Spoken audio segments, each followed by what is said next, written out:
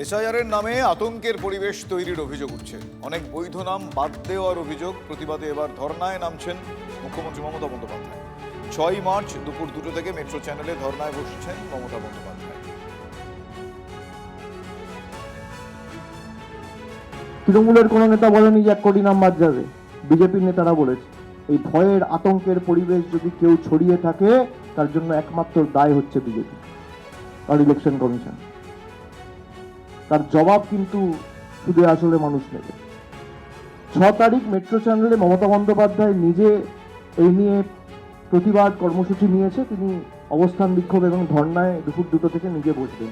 দলের কর্মসূচি 6 তারিখ, সেখান থেকে মমতা বন্দ্যোপাধ্যায় নিজে ঘোষণা করবেন। মেট্রো চ্যানেলে উনি ক্ষমতায় আসার পর আইন করে ওখানে ধর্ণা অবস্থান রাজনৈতিক প্রদর্শন বন্ধ করে দিয়েছেন। গত 15 বছরে আমরা বারবার আবেদন করে ওখানে একটা স্ট্রিট কর্নার পর্যন্ত করতে পারিনি। ওখানে ওনার সিঙ্গুরের অনশনের ছবি দিয়ে পুলিশদের ট্রাফিক গার্ডের প্রদর্শনীর ব্যবস্থা হয়েছে। নিজের তৈরি করা আইন ভেঙে কি করে তিনি সেখানে একজন মুখ্যমন্ত্রী সাংবিধানিক পদে থাকা মানুষ সেখানে ধর্ণায় বসেন?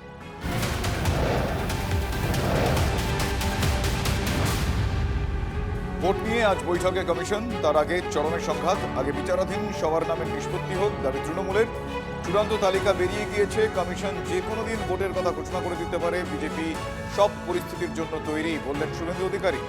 মানুষের কাছে বারবার প্রত্যাখ্যাত হয়ে ঘুরপথে বাংলায় রাষ্ট্রপতি শাসন জারির চেষ্টা করছে বিজেপি। আক্রমণে অভিষেক বন্দ্যোপাধ্যায়। 7ই মের মধ্যে সরকার গঠন না হলে স্বাভাবিকভাবেই রাষ্ট্রপতি শাসন হয়ে যাবে, পাল্টা শুভেন্দু।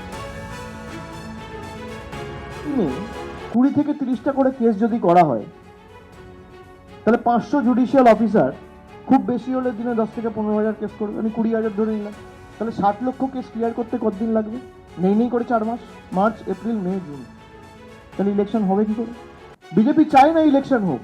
বিজেপির একটা অংশ বিচার ব্যবস্থাকে ব্যবহার করে নির্বাচন পেছাতে চায়। তার কারণ এরা জানে যদি নির্বাচনে যাই ভোকাট্টা হয়ে যাবো। আগামী 20 দিনের মধ্যে, 15 দিনের মধ্যে, 10 দিনের মধ্যে যবেই ভোট ঘোষণা হবে তার আগে এই 60 লক্ষ কেস ক্লিয়ার করা হোক। Yes, and to me it looks like a very carefully drafted strategy where they are taking the judicial route without putting any blame on any judges or justices. They are taking the judiciary route to delay the election and impose something like a precedence rule. Because they can't face the people. They doesn't have the courage to face the people. Final voter list বেরিয়ে গেছে। এখন নির্বাচনী নির্ঘণ্ট প্রকাশ করা উচিত।